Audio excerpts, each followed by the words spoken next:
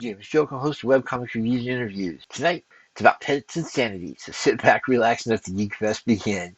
One of the problems of being an artist is that we have a negative side to our passion. That is, we have to deal with the hate, we have to deal with anger, we have to deal with emotions that most people simply don't want to. Unfortunately, if we don't figure out a way to deal with these negative emotions, they grow and they grow, and well, eventually they're going to come through us like water through a dam. They're going to cause a lot of damage to anything in front of it, and that damage is going to take years to heal. Fortunately, a lot of us have figured out ways of dealing with that, such as therapy, through exercise, or through basically contact martial art. Others of us have figured out that if we take care of another entity, well, all of that energy we put into it becomes a little bit more net positive, and over time become, well, better people. Because of this, we basically don't mind, well, adopting a pet, or the pet in a lot of ways is more than just a therapeutic device. It can be a companion. It can be somebody we can bounce things off of. It can be basically a great sounding board. It can also be inspiration. Because of this, it's a really great thing to have a pet if you're trying to keep your sanity. Even though, of course, it could be argued that sometimes the cause of our sanity loss is the pet itself. Overall, we've noticed that having a pet can be a really great therapeutic device. Yeah, I know, it's a really bad way of looking at it, but you are basically establishing a loving relationship with another entity, and that's something that's always worth doing. From the point of view of a psychiatrist, a pet really does three things for you. First off, as noted, it allows you to care for another individual. This in and of itself will keep you from going over the edge, because there's always in the back of your mind that if you totally lose it, that will basically result in harm to another creature. And therefore, there's always going to be something that's going to hold you back. It's always going to keep you from going totally over the edge. So there is that. Also, any establishing of a routine over time will also keep you sane. At that point, you've always got some sort of anchor in your life. You've already got something you can depend on.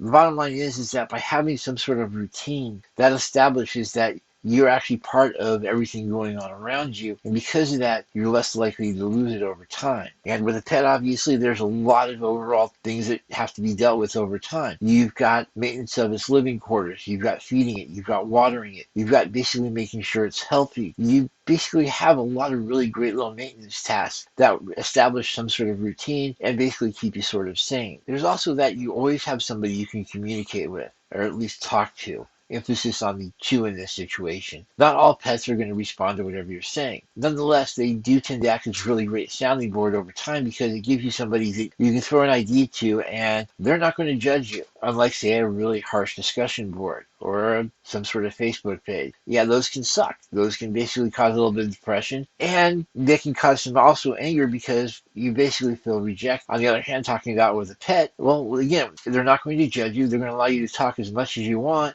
And on top of that, it allows you to make up your own mind, which I know is sort of a weird way of looking at it, but trust me, any pet owner out there will back me 100% on it. It also gives you a chance to seriously think over whatever you're about to do. At that point, by actually uttering it, by actually focusing on it that much, you actually tend to think if that's actually feasible for you or not. And, well, if it's not feasible, if there's something wrong with it or something that's going to cause somebody harm, at that point, you're actually probably going to discard the idea and try something else. Yes, I'm actually making an argument that pets help keep us focused, which is actually a really cool side effect, and I can always go with that. Trust me, ADHD, something to keep you focused, totally awesome concept. Yes, I have a pet parakeet. Leave me alone. Pets also give us something a little extra to watch every so often. I mean, even the most lackadaisical pet will actually do something every so often that's all sorts of cool to watch. Obviously, sometimes others may not approve of what it's doing, such as watching a snake go after its food, but others, well, definitely appreciate some of the antics that some of the animals can get up to. I have a pet that basically does all sorts of fun stuff with some of her toys,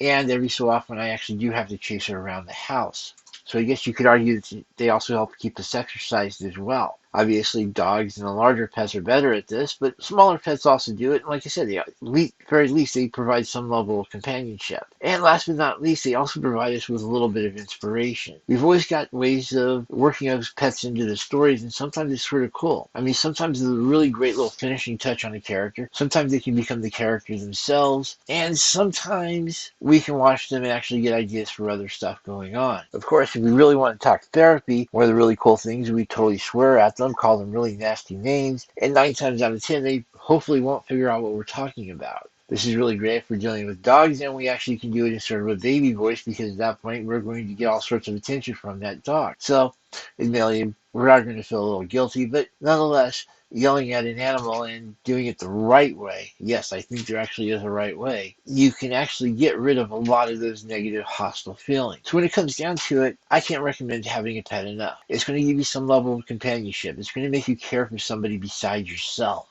It's going to add a little bit of routine to your life and gives you some really great ways to get rid of really bad ideas and work on the good one. And like I said, sometimes it's just useful to call your animal a bad thing. Sort of fun. Yeah, I know, I feel guilty now. But that's it. If you want to have a little bit extra sanity, get a pet. I hope that helped. Thank you. Have a good evening.